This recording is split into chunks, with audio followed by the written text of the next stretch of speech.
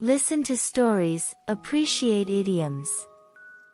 Hello, everyone. Welcome to Encounter Chinese, Encountering Idioms.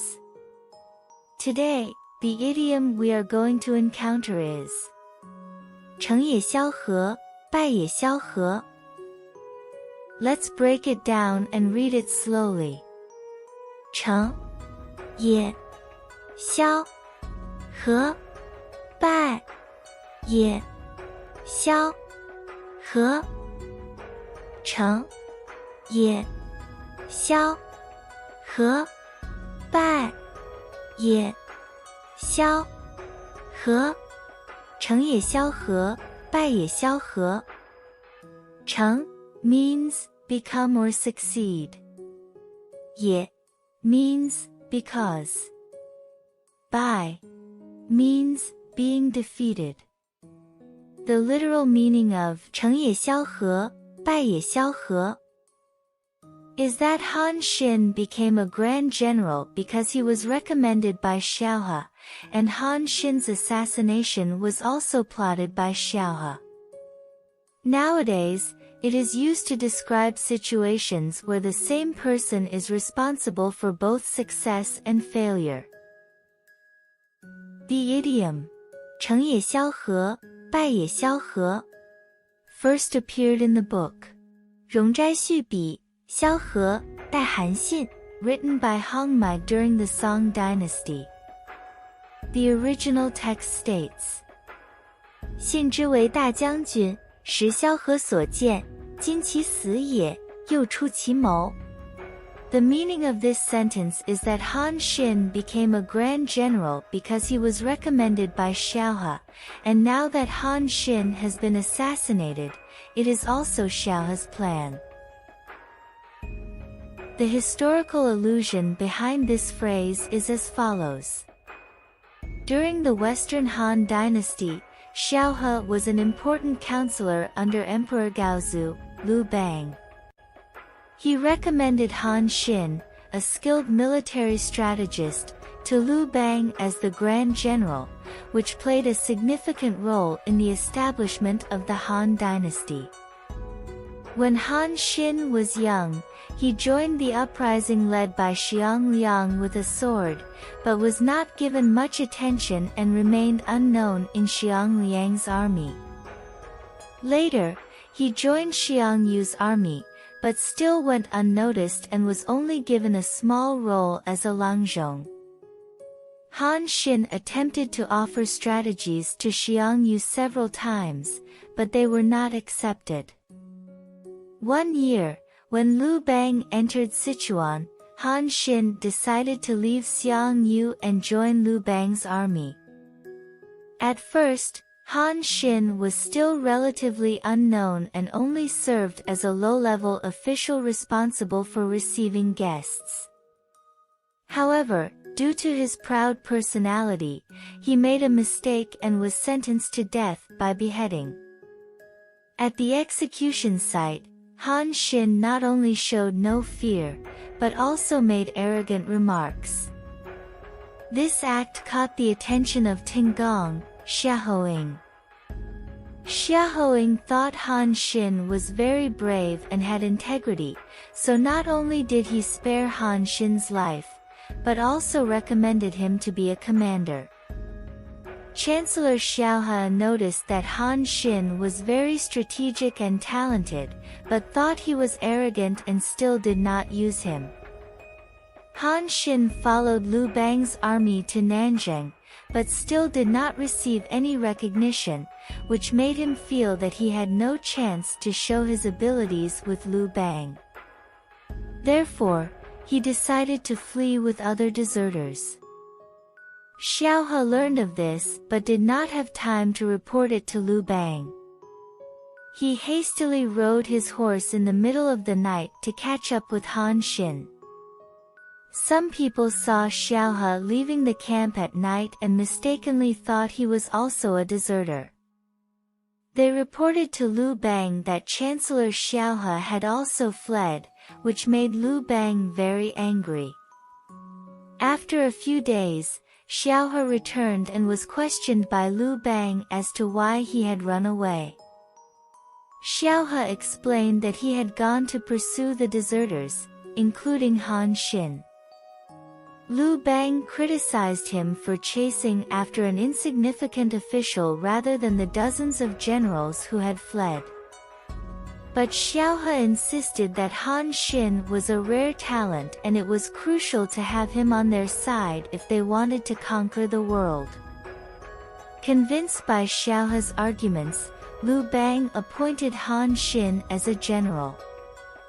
With his strategic skills, Han Xin helped Lu Bang win many battles and expand the territory of the Han dynasty. However, his success made Lu Bang uneasy and he was eventually falsely accused of planning to rebel against Lu Bang. Without verifying the claims, Lu Bang hastily stripped Han Xin of his power, which angered Han Xin.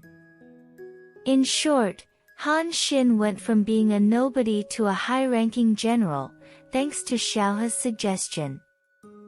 But his talent and success also made him a target of jealousy and false accusations. Despite his contributions, he was ultimately stripped of his power due to baseless accusations.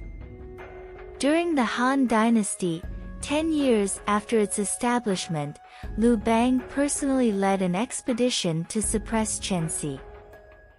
Han Xin pretended to be sick and refused to go to the battlefield, but secretly contacted Chenxi. When Han Xin's subordinates found out about this, they reported it to the empress at the time, Empress Lu. Empress Lu wanted to summon Han Xin, but he was afraid that Han Xin's high position would not allow him to comply with her summons. So Empress Lu sought the help of Xiao He, who came up with a plan.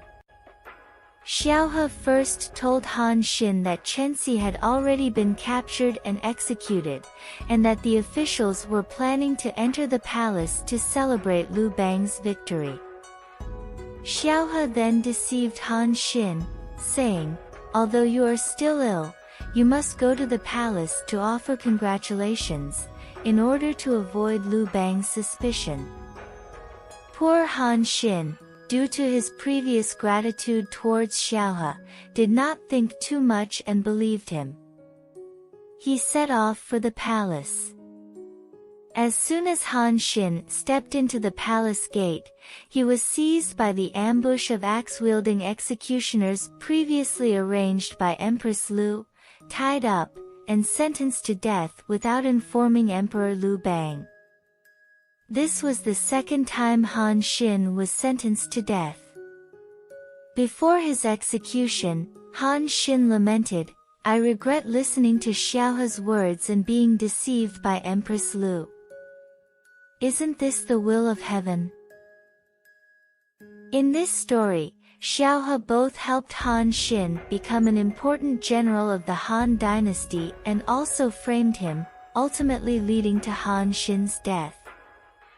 This is both Xiao He's success and failure. There is also a story like this. Legend has it that during the end of the Han dynasty, Cao Cao was born into a bureaucratic family.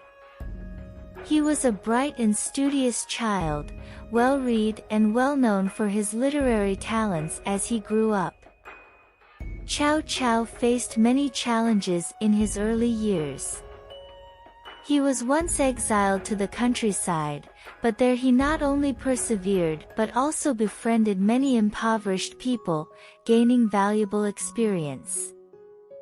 Later, he returned to the capital and became involved in political activities, eventually becoming a politician and military strategist.